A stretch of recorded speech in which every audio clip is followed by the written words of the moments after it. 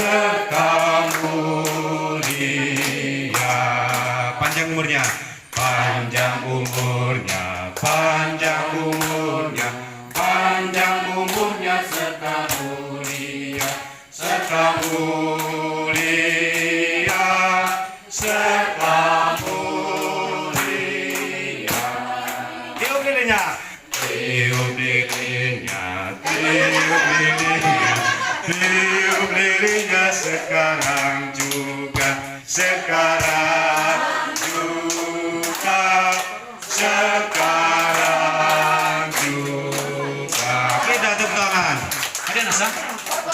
Potong kuenya, potong kuenya, potong kuenya sekarang juga. Di sini foto.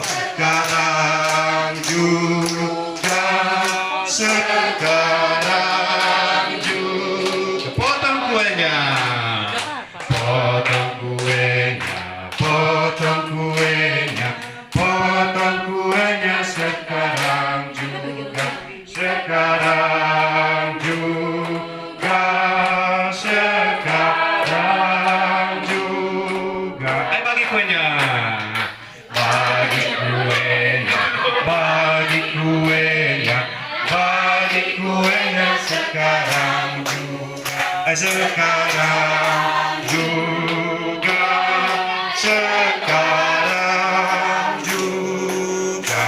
Potong lagi, potong kuenya, potong kuenya, potong kuenya sekarang juga, sekarang juga, sekarang juga. Bagi kuenya, bagi kuenya, bagi kuenya, bagi kuenya sekarang juga, sekarang juga. Kepada diakon ya, karena calon imam nanti ya, tak bisa.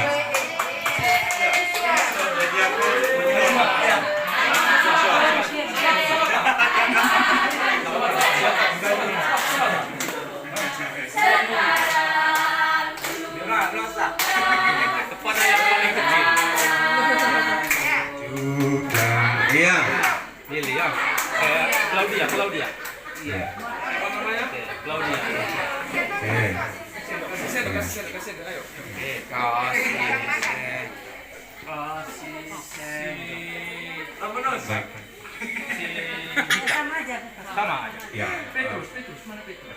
Mewakili saja dulu. Petrus, mari terima kue dari Pastor. Coba. Mari. Ayo. Weh, terima. Iya. Oke. Satu lagi ini kepada calon suster ya.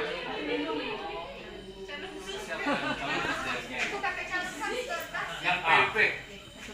Si Lioba. Ya. Lioba, ayo cepat. Bersama dengan pastor pembimbing. Oke. Terima kasih banyak. 14 tahun menjalani imamat.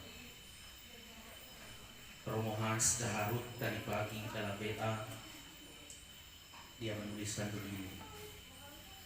14 tahun yang lalu si Pia adalah bukit pertama yang dicium oleh Pastor Gusti, diawali oleh Pastor More mengantar dia untuk memeluk tanah di Kuskupan Sibolga. Lalu dia katakan ketika dia memberi berkat pertama, Pastor Gusti hanya memberi 50% berkat, tidak penuh. Alasan karena tangan bengkok. Persis seperti yang dikatakan oleh Pastor Tema. Benar dan tepat. Ketika tanggal 2 Februari dalam persiapan menerima tabisan imam, saya yang ketika itu belum mahir betul bawa motor, dan yang mahir benar adalah Frater More waktu itu. Sekarang mahir sudah. Dan sekarang dia menjadi pastor. Dan inilah kalau saya sebut ya agak sedikit nada pesimis dan juga sekaligus memalukan, tetapi mungkin urat malu saya juga sudah putus. Satu-satunya yang tidak bisa basket motor saya dan teman saya sebelah ini.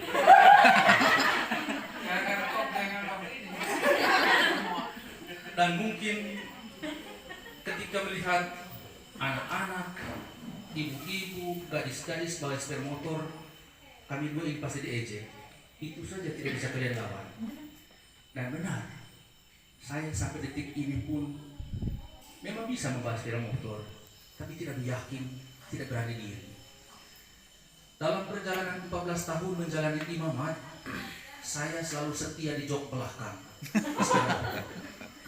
Pelayanan pastoral saya tidak pernah putus, dan tidak ada kekurangan orang yang menghantar saya untuk sampai kepada umat.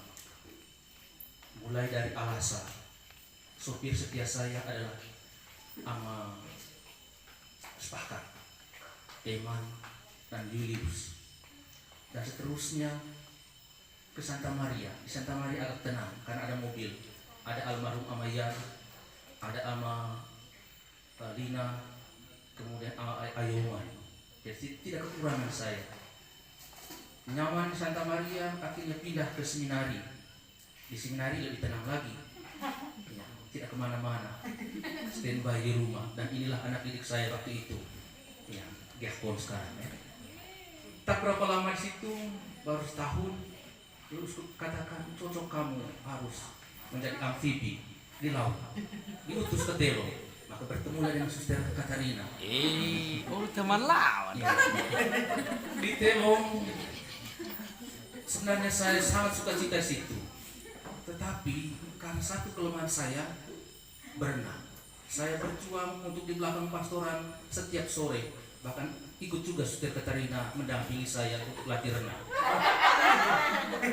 Sudah mahir berenang, beberapa lama kemudian, hanya 6 bulan mungkin saya di Telo pastor paroki. Peralihan dari kepemimpinan Kapusin kepada diosesan. 6 bulan saya persiapkan, lalu Pak Uskup katakan segera angkat situ ke Idanagabo. Di Idanagabo pun saya juga setia di jok belakang. Ada Ama Jetro, Ama Rohati, dan beberapa OMK. Di situ juga peralihan dari Kapusin ke Imam Diosesan. Saya bersama dengan Pastor Barto, lalu Pastor Alex, dan Pastor Martin. Belum beberapa lama melayani umat di situ, mungkin hanya 1 tahun. Uskup katakan, kamu tinggalkan Idanagabo dulu, pergi dulu kamu ke luar negeri. Saya katakan tidak bisa saya keluar negeri karena saya punya riwayat asma. Mendiam Monsinyur Ludovicus katakan pergilah dulu, coba dulu. Saya pergi pertengahan 2012 Mei. Saya jalani urus bahasa Italia dan lain sebagainya, asik-asik untuk kuliah. Di tahun kedua asma datang lagi, daerah dingin dan lain sebagainya, tempat kuliah yang lumayan jauh. Setiap hari saya pulang pergi 3 jam dari kolegio ke universitas, dan itulah yang menguras tenaga. Hampir mati di Italia, di Roma. Saya minta uskup, dan uskup pulangkan kembali saya. Dan dia bilang, bolehkah, begitulah bahasa mendiam ini, bolehkah pastor bantu saya? Saya bilang, mengapa harus pastor yang bantu? Dia bilang, iya, bisa kembali ke tempat semula di Idanagabo. Saya, oh bisa, di mana saja saya bisa. Kembalilah saya ke Idanagabo, dan akhirnya bersama dengan Pastor Martin. Tak berapa lama juga, hampir 2 tahun. Lalu Bapak Uskup bilang, kamu tidak cocok situ, kembali ke seminari. Pindah lagi ke seminari. Nah, tetap setia di jok belakang, tidak pernah di jok depan. Di seminari semula hanya staf biasa, dan ya, persis seperti dikatakan suster, mulai pasang baja serius, baja sangar, ya, dan itulah yang akhirnya terpola sampai hari ini. Ya. 2 atau 3 tahun menjadi rektor, lalu tidak lama kemudian akhirnya kembali lagi ke Gide bulan Agustus yang lalu. Dari sekian perjalanan itu, kalau saya renung-renungkan Dan moto tabisan saya itu dari Yesekiel bab 37 ayat 3. Ya Tuhan Allah, Engkau mengetahui segalanya. Latar belakangnya, tema atau moto ini ketika saya BSS itu berhenti studi sementara tidak sebagai frater. Entah apa alasan waktu itu tiba-tiba saya di BSS dan mengalami situasi itu di Nias Barat. Saya mengalami dua situasi yang sangat kritis, hilang harapan sekalian. Mulai dari tsunami dan gempa bumi. Di gempa bumi inilah saya kehabisan segala-galanya. Saya sudah putuskan saya pulang. Tetapi entah apa, saya buka Yesekiel 37 itu, kalau kita ingat di situ tentang Yesekiel bernubuat terhadap tulang-tulang yang kering itu. Bernubuatlah dan hembuskanlah nafas kepada tulang-tulang yang kering itu. Dan Yesekiel menjawab, jangan mencobai aku Tuhan, tapi ya Tuhan, Engkau tahu segala-galanya. Saya seperti tulang kering itulah, kosong sama sekali, tidak ada lagi harapan untuk kembali. Dan pelan-pelan Tuhan menyentuh itu kembali kepada saya melalui sabda Yesekiel itu. Ada banyak tema waktu retret untuk persiapan tabisan, saya tidak retret. Tidur di tempat tidur, dan pembimbing retret kami ketika itu adalah administrator diocesan sekarang Pastor Sebastian di Pangaribuan. Jadi kalau di kamar sebelah atas itu, disitulah saya di kerangkeng, 2 batu di tangan kanan saya ini, karena patah waktu dibawa oleh Pastor More ke Pangaribuan. Dan tema-tema permenungan dari setiap itu hanya itu yang ingat renung, dan sampai hari ini menyerahkan diri di hadapan Tuhan. Ya Tuhan Allah, Engkau mengetahui segala-galanya. Dan persis seperti tulisan saya hari ini mengutip kembali dari Fulton Sheen, bahwa kita semua dipanggil apapun itu bukan untuk yang terbaik, tetapi dari bejana tanah liat yang mudah rapuh, retak, tetapi di dalam tangan Tuhan mendapat utuh kembali. Dari sekian rangkaian perjalanan imamat saya bersyukur. Karena apa? Diberi kesehatan. Hampir-hampir mati, hampir-hampir hilang harapan, tapi masih ada cara dan jalan Tuhan untuk menemukan harapan baru. Asma adalah sahabat dekat saya, tidak lagi menjadi sesuatu yang menakutkan untuk saya.